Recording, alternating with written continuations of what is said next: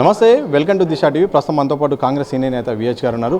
అధికారంలో ఉన్న ప్రతిపక్షంలో ఉన్న సామాన్యులకు సమస్య వస్తే విహెచ్ అక్కడ ఉంటారు. ఈ మధ్యకాలంలో వరుసగా దాడులు జరుగుతున్నాయి, చాలా పేదలకు కూడా ఇబ్బంది అవుతుంది. మీరు డైరెక్ట్ వాళ్ళని కలిసే ప్రయత్నం చేస్తారు. అందు గురించే రేపు పొద్దున్నే చెంచు ఏరియాలో పోతున్న మహబూబ్నగర్ జిల్లాలో అక్కడ ప్రాంగణంలో జరిగిన అన్యాయం ఇవాళ ఈశ్వరమ్మ హాస్పిటల్ ఉన్నది అపోలోలో. ఇప్పుడే డిప్యూటీ స్పీకర్ పోయి వచ్చాడు, అదేవిధంగా జిల్లా మంత్రి కూడా పోయి వచ్చాడు. నేను రేపు ఆ ప్రాంతానికి పోతా.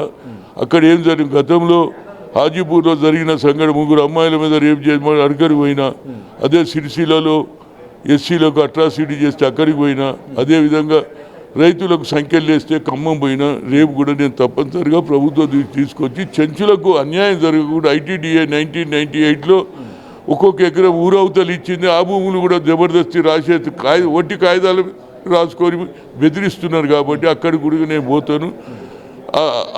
అది ఎందుకు జరుగుతుంది, ఎందుకు అన్యాయం జరుగుతుంది, స్వాతంత్రం వచ్చి ఇన్ని రోజులైనా ఇంకా అట్టడుగున ప్రజానీకాన్ని ఎందుకు బెదిరిస్తారు, ఎందుకు భయపెట్టిస్తారు? ఈ సంఘటన ఉన్న నాగన్న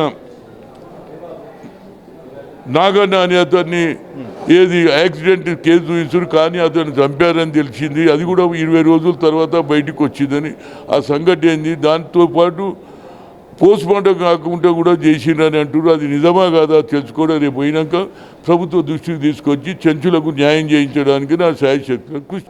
నమస్తే, వెల్కమ్ టు దిశా టీవీ. ప్రస్తుతం మనతో పాటు కాంగ్రెస్ సీనియర్ నేత విహెచ్ గారు ఉన్నారు. అధికారంలో ఉన్న ప్రతిపక్షంలో ఉన్న సామాన్యులకు సమస్య వస్తే విహెచ్ అక్కడ ఉంటారు. ఈ మధ్యకాలంలో వరుసగా దాడులు జరుగుతున్నాయి, చాలా పేదలకు కూడా ఇబ్బంది అవుతుంది. మీరు డైరెక్ట్ వాళ్ళని కలిసే ప్రయత్నం చేస్తారు. అందు గురించే రేపు పొద్దున్నే చెంచు ఏరియాలో పోతున్న మహబూబ్నగర్ జిల్లాలో అక్కడ ప్రాంగణంలో జరిగిన అన్యాయం ఇవాళ ఈశ్వరమ్మ హాస్పిటల్ ఉన్నది అపోలోలో. ఇప్పుడే డిప్యూటీ స్పీకర్ పోయి వచ్చాడు, అదేవిధంగా జిల్లా మంత్రి కూడా పోయి వచ్చాడు. నేను రేపు ఆ ప్రాంతానికి పోతా.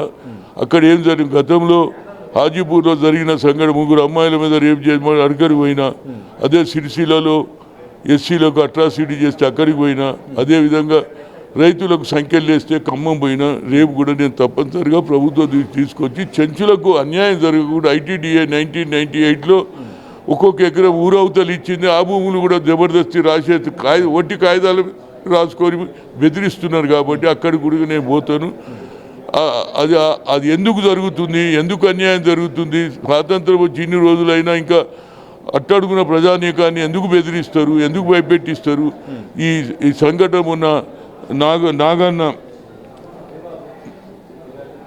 అనే అతన్ని యాక్సిడెంట్ కేసు చూపించారు, కానీ అతను చంపారని తెలిసింది. అది కూడా 20 రోజుల తర్వాత బయటకు వచ్చిందని ఆ సంఘటన ఏంది. దాంతోపాటు పోస్ట్ మార్టం కాకుండా కూడా చేసిండ్రని అంటారు. అది నిజమా కాదా తెలుసుకోవడం రేపు పోయినాక ప్రభుత్వ దృష్టికి తీసుకొచ్చి చెంచులకు న్యాయం చేయించడానికి నా శాయశక్తి.